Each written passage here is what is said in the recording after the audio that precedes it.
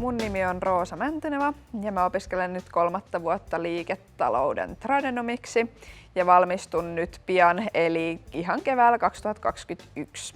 Ja mä päädyin Design Factorin kurssille, PDP-kurssille viime keväänä 2020, kun meille käytiin markkinoimassa kurssia yhdellä meidän omalla tunnilla ja sitten siitä lähti innostus kokeilemaan jotain ihan uutta ja erilaista.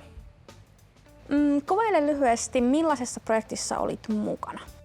Joo, eli mä tosiaan olin mukana tässä ensimmäisessä PDP-toteutuksessa, eli meillä oli siellä 6 erilaista toimeksiantoa erilaisille toimeksiantajille ja mä itse olin tekemässä toimeksiantoa Riihikotiin, joka on Riihimäellä sijaitseva vanhusten hoitotalo ja sinne sitten suunniteltiin sitä, että kuinka hoitajat vois tulevaisuudessa hyödyntää robotiikkaa ja teknologiaa heidän työssään ja sitä kautta tehdä siitä työstä helpompaa.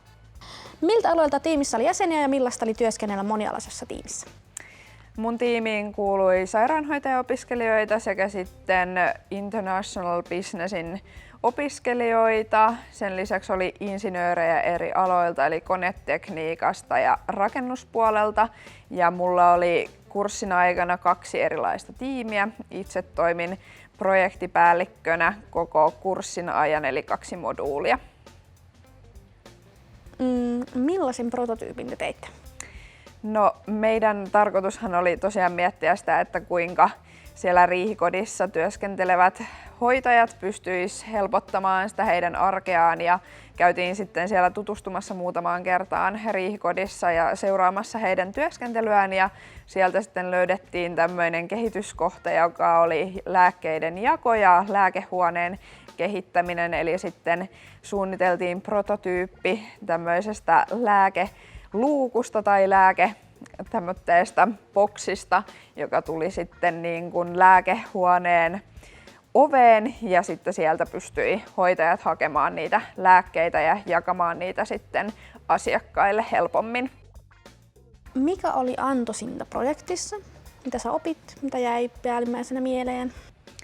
Mun mielestä koko kurssi oli yksi parhaista asioista mun opintojen aikana, eli opin oikeasti tosi paljon kaikkea hyödyllistä ja uutta. Esimerkiksi sen, että kuinka puhutaan englantia vähän paremmin kuin mitä olin ehkä aikaisemmin tottunut ja se, että kun oli justiinsa monialaiset ja kansainväliset tiimit, niin pääsi työskentelemään hyvin erilaisten ihmisten kanssa ja se oli myös opettavaista. Sitten piti myös tietysti miettiä sitä, että kuinka suunnittelee sitä omaa työskentelyä, koska aikataulu oli rajallinen ja sitten sen lisäksi tietysti sitä, että kuinka johdetaan projektia ja projektitiimiä. Mikä oli haastavinta projektissa? No, haastavinta projektissa oli ehdottomasti aikatauluttaminen, koska meillä oli niin eri aloilta tiimin jäseniä, niin kaikilla oli tietysti sitten omat kouluaikataulut siihen päälle ja se yhteisen ajan löytäminen oli välillä tosi haastavaa, eli siinä aikatauluttamisessa oli haasteita ja sen lisäksi kun tiedettiin, että deadlineit on silloin ja tällöin, eli aika oli rajallisesti, niin piti miettiä sitä, että koska oikeasti kerätään niitä töitä yhdessä tekemään. Mitä työkaluja te käytitte tuon projektin aikana? No, meillä oli PDP-kurssilla käytössä erilaisia Canvas-työkaluja, jotka oli mulle itselle jo tuttuja liiketalouden opinnoista. Ja mun mielestä ne oli kyllä tosi hyödyllisiä, vaikka kaikki ei ehkä niitä omaksi kokeneetkaan, mutta nämä Canvas-työkalut helpottaa suunnittelemaan sitä projektia ja ajattelemaan asioita monesta eri näkökulmasta ja ehkä auttaa myös näkemään ja tuomaan esille erilaisia ideoita, joita ei ehkä muuten tulisi mieleen.